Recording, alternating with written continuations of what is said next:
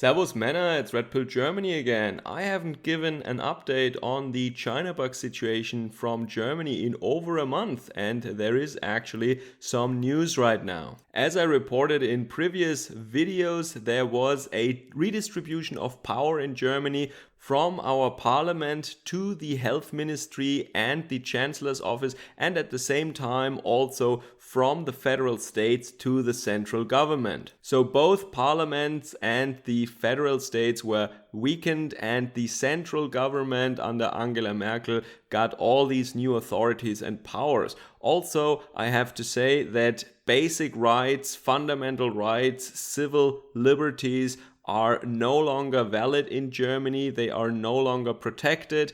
We have a kind of a state of emergency for a year right now, which allowed the authorities and the government to ban legal and lawful and peaceful demonstrations and to do a lot more. Go after the opposition, lock people up, contact bans, curfews, and so on. You know it, I reported about it. But of course, right now, like in so many other Western countries, the numbers are going down. There are almost no infections happening anymore. Mortalities for the entire third wave were at a minimum, and there are hardly any China bug patients in hospitals and ICUs anymore. This means that people want to end these measures, and there is very little tolerance and understanding among the population anymore for all these restrictions.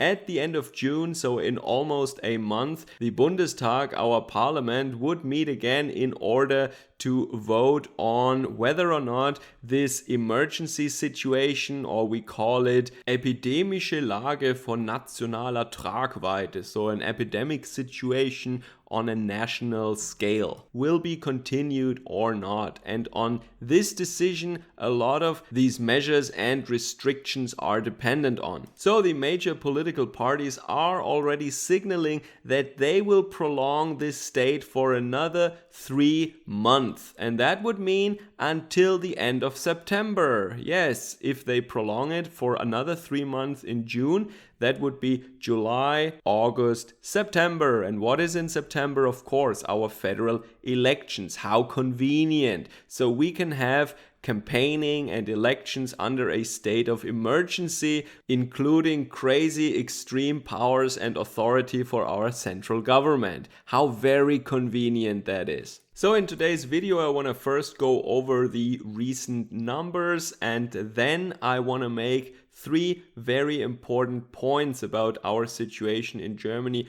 right now, about our constitution and our freedoms here, and why I think that the current situation is so dangerous and so bad. Alright, let's look at the recent numbers first. So you see that the new infections are in free fall. It's a very, very steep, rapid decline. And if you ask why the second and the third wave are much bigger than the first wave that we had in March 2020, well, that is due to the fact, of course, as I said a couple of times already, that we are doing a multiple, like 3 times as many tests right now as we did back then. So you have to bear in mind that we're testing so much more right now. That is why the numbers were so low comparatively. With a little bit of time delay, also the current cases will go down. They are already going down, but they have, of course, a little bit of a time lag with respect to the new infections. Then you see mortalities in the third wave, they were already extremely low. It's almost not a wave, that we see here on this graph. And you see most of the districts in northern Germany, but also in the rest of Germany, are really recovering, and there is not a lot to be seen anymore. And as I said, the hospitals are getting, well, they're not getting emptier because there are just patients with different ailments, let's say, in ICU beds now. But there are hardly any China bug patients found in hospitals anymore. So there are 2 things that I want to distinguish right now, and that is the so-called Bundesnotbremse, that is the federal emergency brake, and this epidemic situation on a national scale. These are 2 different things, and one of them they say they want to discontinue now, and that is this emergency brake. This emergency brake thingy is basically taking care of the fact that there are similar rules in all the federal states, and that these measures, then certain measures, are linked directly to the 7-day incidence, and it is kind of an automatic effect when you have a certain number of positive tests in a certain time in a certain state or district. What they will not discontinue, however, is this epidemic situation thing, and that is redistributing power from the parliament to the health ministry, and that has something to do with masks and, for example, also the banning of sports events and cultural events and so on, and that will remain. So I want to make 3 points now. As I said, the first important statement, the first important point, I think, is that it is obvious right now that it was never about health, it was never about protecting people, it was a power grab,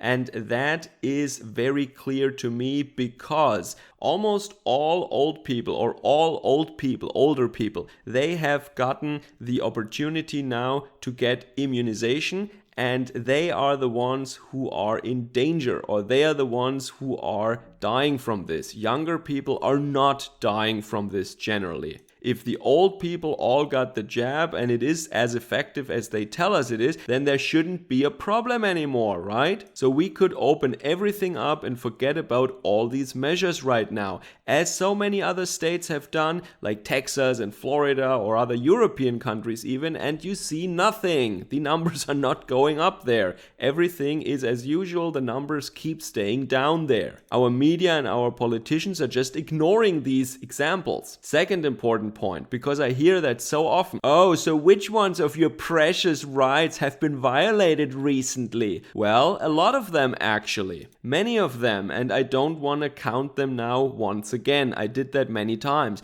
But this is the wrong question. In a Western democracy, rights and freedoms must be protected by our constitution, or in Germany, basic law, Grundgesetz as we call it. And if that is not the case, then these rights don't exist. They're not protected. The question should not be if the state last week did in fact infringe on my rights or violate my rights. It shouldn't be dependent on the whim of the government to actually do it in a concrete case. It should be theoretically impossible. It should be legally impossible. Only then do these rights actually exist. And when they can legally be violated, guess what? Then they don't exist. That is what basic rights are. And it is shocking to me that people have forgotten that. Didn't they pay attention in civics? Okay, third important point, that is that of course this stuff is going to stay, just like the Patriot Act in the US, for example. All these things, all these laws that are based on fear and crises,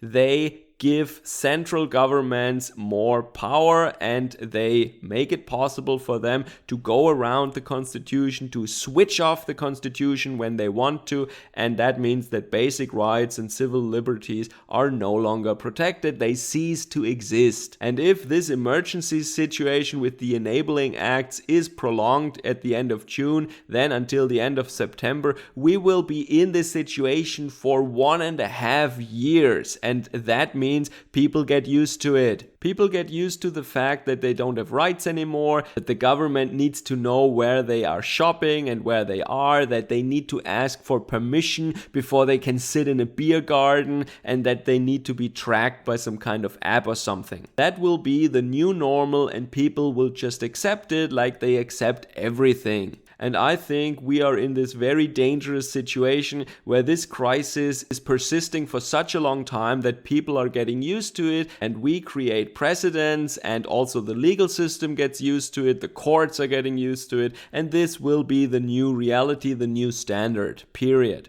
Alright, so let me know how it is in your country and what you think about that. I want to thank all my supporters and my subscribers, of course. Like, share and subscribe, especially on all tech non-Silicon Valley platforms. And if you want to support my work, check out the links in the descriptions down below. Enjoy the rest of your day. Servus, Kameraden.